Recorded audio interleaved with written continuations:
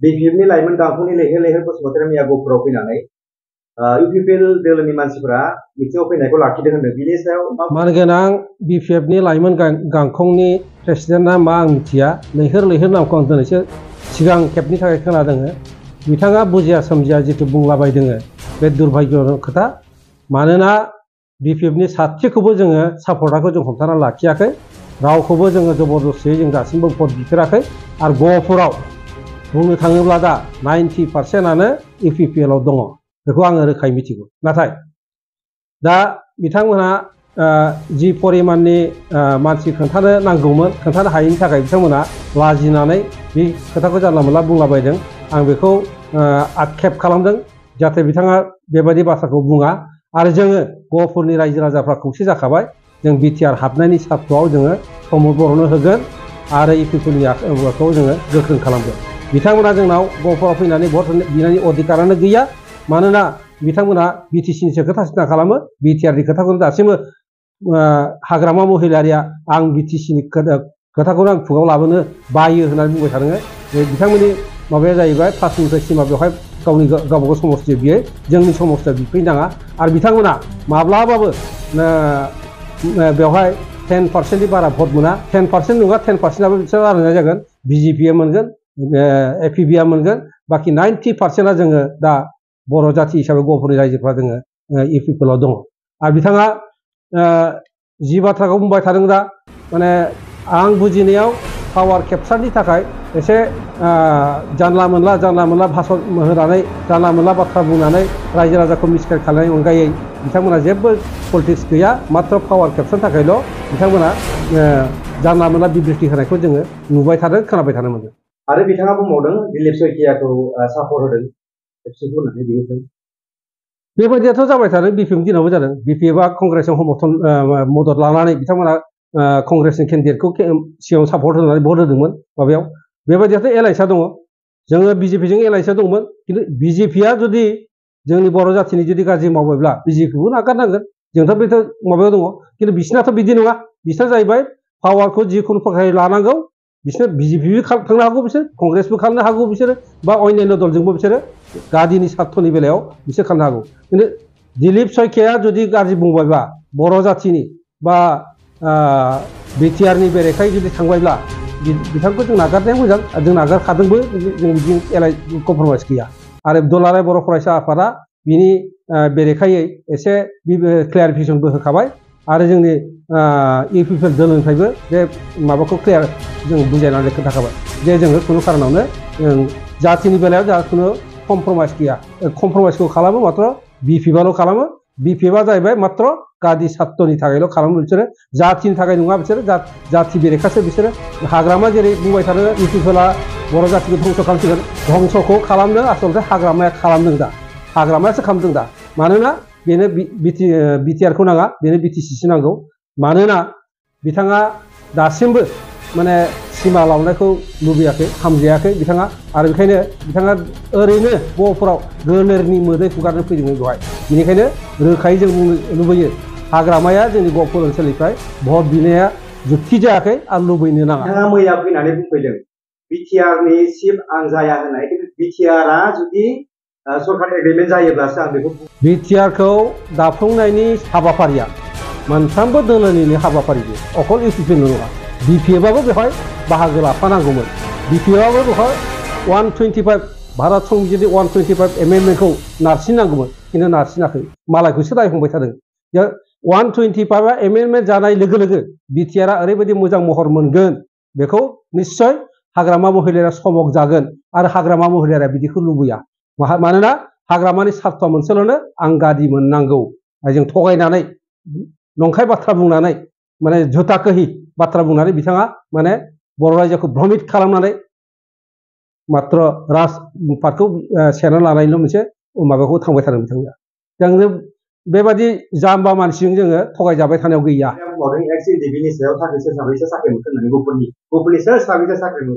बेनि सिगां आं बिथांखौसो प्रश्न खालामगोन, 17 बोसोर सासन खालामबाय बिपिएफआ, साबैसोनो बर'फोरनो बिथाङा साख्रि होनो हाखो? जोंनाथ' दाख्लै उदाहरन जाबावबायसो, 420निबो बारा भिसिडिसिनि सेक्रेटारिखौ जों साख्रिखौ डिक्लेयार होनाय जाबाय एनाउन्स जाबाय थाइसेबो फैसा रावनिफ्रायबो लायालासिनो माने मेरिट बेसिसआव इन्टारभिउखौ सैथो रोखोमै फाथिनानै बेवहाय मेरिट बेसिसआव जोङो साख्रि मोनबाय बिथाङा बुंदो गावनि आमोलाव 17 बोसोराव साबैसोनो साख्रि होआमोन जोंनि गभर्नमेन्ट सोरसो मोनदोंमोन बेखौ आं बुंदों आरो जाहैबाय आरो मोनसे उदाहरन हिसाबै जा गफुरनिफ्रायनो सासे बिएलटिनि एक्स बिएलटिनि मानसि बिथाङा दासिमबो इउपिएल खालामाखै बिनि फिसालाया उदाहरन हिसाबै बिनि फिसालाया मिथिंगा नार्जारि नामा मिथिंगा नार्जारि चन्द्रेश्वर नार्जारिनि फिसाला मिथिंगा नार्जारिया इन्टारभिउआव पास जानानै साख्रि मोनबाय अब्ला बे जोंनि पार्टि नङामोन बेनो जों साख्रि होनायनि प्रयजन गैयामोन ओरैबायदि निस्थारै थांदों दा प्रमद बर'नि दैदेननायाव साख्रिखौ दा माने बिपिएफनि मानसिफ्रा मोनबावदों खिन्थु हाग्रामानि दिनाव जाय 10 लाख 12 लाख थाखा होनो हाया बिसोर मालाबाबो साख्रि मोनामोन बे गोख्रों खोथा आरो दा साख्रिनि बेलायाव बिथांमोना खुगाखौनो सिना मानोना जों मिथिगौ बिसोरनाव रेकर्डआ बेसेबां दं साबैसे दं साख्रि मोननायनि रेकर्डआ जों बेखौ मिथिगौ दा बेनिखायनो 4.5 बोसोरनि तुलनायाव बिथांमोना दासिमबो जानो हागौ प्रमद बर'नि आधाखौनो साख्रि होनो हायाखै बिपिएफनि दैदेनगिरि चरण बर'आ बुंबावदों जे गहपुराव 15,000 भटआव 4,000 5,000 मिटिंआव फैदों दा बेखौ नुनानै देरहानाया रोखासै होनना बुंदों बेनि सायाव मा बुंनो गोनाङा बेनो चरण बर'आ मासबाद समस्तिनिसो आं जाबाय गहपुरनि मानसि जों फिल्डआव गिदिंबाय थाग्रा दबैसो गामिया बेसेबां भट दं जोंहा 80 बिजौआवनो सानना मोनजोबखाबाय जोंनाव लिस्ट दंजोबो दा बिपिआव साबैसे दं एपिबिआव साबैसे दङ बिजिपिआव साबैसे दङ जोंनि 80 बिजौआव लिस्ट दङ चरण बर'आ बेखौ नुवाखै मानो बियो हायार लानानै खालामफैनाय मिटिंसो बियो बे हायार लानानै बिसोरो गावसोरनो 50टा 60टा गारि लाना फैनाय पपुलेसन खोन्थानानै बानायनाय मिटिंसो बियो आरो बिथांमोना जिथु मिटिं खालामदों बेवहाय बे मिटिंआव बिथाङा मिथिया जे भट गैयै मानसि बिटिआरआव हाबै गामिया जे नि मानसिखौ लाबोनानै जे बेवहाय गेदारिं खालामफैदों बिथांमोना मिथिया बास्तबिकथे बिटिआरआव हाबनाय गामिनि मानसिया साबैसे दं बिथांमोना नुवाखैनो जोंसो बुंनो हागौ दा खारन जों गामि गामि हाबनानै मोनफ्रोमबो गामियाव हाबनानै न'खर बैसोआ बिपिएफ दङ न'खर फैसा इपिपिएल दङ जोंनि आखायाव लिस्ट दङ आरो चरण बर'आ बेखौ नायनो फैनाया मोजां आं खोमा खेबनानै खोन्थागोन चरण बर'नो जोंनाव दा खमबाबो 90%नि एबभ दङ आरो प्रमान हिसाबै नोंथांमोननि माबायावनो जों 23 तारिखखालि 23 अक्ट' खालि आगष्टनि 23 अक्ट' खालि जों बेवहाय बिथांमोननि जायगायावनो जोंहाबो सुबुं गौमा दङ मानाव गेदेर प्रमद बर' फैगोन बे पेन्डेलखौ जों फोलावनानै बिनि बेबायदि 3 गुन बानायनानै फोलावनानै जों खालामबावबाय दा जोंनाव बेसेबां सुबुं गौमा जायो चरण बर'आ नायफैनाया मोजां हाग्रामा महिलारिया गहपुरनिफ्राय भट मोनगोनखौ आसा खालामनाया मोजां आरो जोंबो लुबैया मानोना हाग्रामा महिलारिया गहपुरनि सुथुर आरो गहपुरनि थाखाय बिहा मेगन मोदै गनायाव गैया बिथाङा जाहैबाय गोलेरनि मोदैसो हुगारनो फैदों आरो दा बिथां हाग्रामाया बुंबावदों गावसरफोराव फैब्लानो गहपुरनि थालांनाय गामिफोरखौ सोगोन बेथ' जोबोद मिनिथावथाव बाथ्रा बिथाङा 17 बोसोरबो सासन खालामलांखाबाय आरो 17 बोसोराव मालाबाबो गहपुराव माबा मोनसे होनो सिमा बारायनायखौथ' बाद हो दानस'नायावसो दंखायो गांनो बिथांनि सिमाया जाहैबाय 5-2खा गहपुरखौ बेहा मानो मेगन सायो मानो हिंसा दङ जोंथ' सोमोनाङो दा गहपुरनि थाखाय बियो माने गोलेरनि मोदै हुगारनो फैनाय बायदि आं नुबाय थायो आंखौ गले गले बुंबाय थागोन दाबो बुंबावबाय आङो दा अबे सार्थआव बिथाङा बुंदों जे जाय मानसिया दिनैसिमबो 125 नम्बर दफाखौ भारतनि माबाखौ पार्लियामेन्टआव एमेन्डमेन्ट खालामनांगौ होननानै जाय मानसिया दासिमबो नारसिनाखै बे मानसिया माने सिमा बारायनायनि खोथा बुंफ्लाफैनाया आरो गहपुरखौ गासिबो सोजोबगोन होननाय बाथ्राया जोबोद मिनिथावथाव बाथ्रा लासिं सिं बाथ्रा बेयो हाग्रामा महिलारि खुगानिफ्राय बे ओंखारनो नाङामोन ओरैनो गहपुरा दा कमप्लिट लिस्टआ ओंखारजोब्बाय जेसेबां एफआरसि मोनदोंमोन गासिबो लिस्टआ ओंखारजोब्बाय मात्र नटिफाइ खालामनो बाखिसै बेवहाय हाग्रामाया गहपुरखौ सोनांगौनि अर्थआनो गैला जाय हाग्रामाया गावनि सासनकालाव 17 बोसोराव फरेस्ट मिनिस्टार प्रमिला रायखौबो मोनदोंमोन बे हाग्रामाया गहपुरनि हा गहपुरल' नङा सनितपुर आरो बिश्वनाथ डिस्ट्रिक्टआव सासेनिबो एफआरसि माखौ बानायनानै होनो हासै बेबायदि मानसिया दिनै माने बेवहाय फैनानै रायजो राजाखौ नंखाय बाथ्रा बुंफैनाया आं जोबोद लाजिदों आरो हाग्रामा जानानै लाजिनांगौमोन बे जे मेल जाना थांबाय बिजेपि दैदेनगिरिफ्रा आरो बुंबावदों 4,500 माने बेयाव गेदारिं जादों दा बेयाव मा बुंगोन 4,500 गेदारिंखौ आङो ससियेल मिडिया नुबाय थादों बेसेबां गेदेरै जादों जों सानफेराखै खिन्थु जेनेबा सिआरखौ 2000 लाबोदोंमोन होननाय खोनादों ओमफ्राय 10 मालिकआ 1500ल' होफैदों होननानै जों खबर मोनदों दा 1500नि बिथोराव आङो ससियेल मिडिया नुनाय बायदिब्ला गोबां सिआरानो खालिखौ आं नुदों ओमफ्राय दा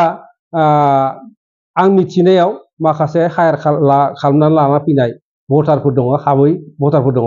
आरो बिनि बिथोरावबो माखासे गावसोरनो फैफाखानायखा ओंखायनो भटार हिसाबै 4000आव जुदि सानै हमोब्ला बिसोर 8000 मोनगोन होननानै सिमां नुबाय थादों खिन्थु प्रकृत सबिया गहपुराव बिसोरो 10% मोननाय नङा नांगोला बे रोखा आं बेखौ मिथिना लानाया मोजांखा मानोना आङो स्पट जायगानि मानसि सम गिदिंबाय थानाय रोखाखा बाव गेदारिखौ खोन्थानाय धामाखा खोन्थानो गोनां गैया ससियेल मिडियायाव नुनाय बायदिब्ला माखासे ससियेल मिडियायाव सोंनाय होदों नोंथाङा बबाव भट होगोन बाव फैनाय मानसिफ्रानो आङो जों ट्रेक्टरावसो भट होगोन होननानै बुंनायखौ नोंथांमोनाबो निश्चय नुदों नोंथांमोनाबो मिथिगौ नायनो फैनाय मानसिफोर दङ आरो अरिजिनेलि खैजन दङ बेहाय भट होग्राफ्रा टटेल बिपिएफआव दा गहपुरनिफ्राय आंथ' 2000सो मोनबानो बिसोर गोजोरलांनाया मोजां 15000निफ्राय 2000 मोनबानो बिसोरो 2000 भटखौ मोननाया सम्भब नङा दा असम्भब गहपुरनि सासे बिपिएफ दैदेनगिरि बुदिराम बिथाङा सानफ्रामबो एबसुखौ बखिबाय थायो बेनि सायाव मा बुङो बुदिराम बसुमतारियाथ' गाव एबसुनिनो मोनसे टाइमाव दैदेनगिरिमोन आरो बिथाङा एबसुनि मत्त'खौ बुजियालासिनो मोनसे टाइमाव मानो एबसुनि दैदेनगिरि जानायमोन आंथ' एबसुखौ रायोबा गोसो गोरबोआव जोबोद दुखु मोनो खुनु पलिटिकेल पार्टिया दासिमबो रायाखै नाथाय बिथाङा दा एबसुनि सुथुर बिथाङा मिथिना मिथिया दा दिनैसिम बिटिआर मोननायनि एकमात्र खारना जाहैबाय एबसुनि गर्भआवनो जन्म गोजा बिएससि बुं बिटिसि बुं बिटिआर बुं बे गासैबो बड'फानि लाइननिफ्राय स्टाइलनिफ्राय फैनाय दिनै बे माबायानो जादों खिन्थु दिनै बिथाङा आं बिथांखौ माने धिक्कार होदों आं दुखु मोनदों बिथाङा बे जाथिनिबो जोलैनि हांगारनि खामानिखौ बिथाङाबो मावफाबाय ओंखायनो जुदि बुदिरामनि खोथा ओंखारदोंबा आं मोनसे खोथाखौ रोखायै बुंगोन बिथाङाथ' हा फाननानै थांनायनि खोथामोन दिनैसिमबो बिथाङा थाङाखै आरो बरन्स बिथाङा दिनै इलेक्सननि केम्पेइनावसो नांगासिनो दङ बिथाङाथ' लाजिनांगौमोन दिनै बिथाङा लाजिनांगौमोन आं बेखायनो एबसुखौ सोंखारिनिफ्राय दोरोदनानै थानो थाखाय आं बिथांखौ गुरैयै खावलायो एबसुआ जों माबाना एबसुआ दिनैसिमबो काउन्टार होआखै नाथाय जों बयबो रायजो राजाफ्रा बेखौ दुखु मोनबाय जोङो बुजिदों जों दा बे जाथिनि खामानिखौ मावबाय थादों बेफोरखौ सोंखारिनाय संगठनफोरखौ बेफोरखौ मा बुंगोन बेबायदि मानसिखौ मा बुंगोन बखि जोंखौ बखि इउपिपिएलखौ बखि साहस दंबा मोगा मोगि जानानै डिबेट खालामफै एथ' गोरोंबा नोङो जों मोनसे माबायाव मर्चआव थानानै डिबेट खालामलायगोन एथ' गोरों खोन्थादोंबा नोङो हारसिं संसारखौनो गहपुरनि एकदम मस्थ' माबा होननानै गोरों होनना सानदोंब्ला डिबेट खालामफै एबसुआवबो दं बे गोरोङा माबायावबो दं इउपिपिएलआवबो दं गोरोङा बेल'थ' नङा गहपुराव आग्लाय सिग्लाय गोरों ओंखारबाय दा खालामफै डिबेट खालामफै एसेबां रोंदोंब्ला बेखायनो बिथाङा जाथिनि बेरेखाखौ दा मावथों जाथिनि संगठनखौ दा मावथों पार्टि खालामनायनि नामाव इउपिपिएलखौ रायथों सोरखौबा रायथों खिन्थु जातिनि संगठनखौ रायजानो आं बायो फाजै मानोना आंबो एबसुनिफ्रायनो आं फैनाय बड'फाजों एखे एखे संग्राम खालामबोफानाय बड'फा जोंनि गुरु बड'फानि दैदेननायाव जों सोलोंबोनाय जों रोंबोनाय आरो जोङो ओंखायनो एबसुनि आदर्शजों थानाय मानसिफ्रा मालाबाबो एबसुखौ गाज्रि बुंनो हाया रायनो हाया बेखायनो आं बिथांखौबो जुदि एबसु मोनबा बियो एबसुनि स्टेन्डआव दासिमबो एबसुखौ दोरोद होनो हाया बियो एबसुखौ रायनो हाबा बियो थारमाने जों बेखौ बुजियो जे बिथाङा भट बिनायाव बेर्थ जानायखाय सोरखौ रायगोन सोरखौ राया रायजोफ्रा सापर्ट गैला बेखायनो एबसुखौ सोरखौबा नांग्रां सिग्रां बिथाङा बुंलाबायदों बेनिखायनो बे अति दुर्भाग्यजनक खोथा आं गाज्रि मोनो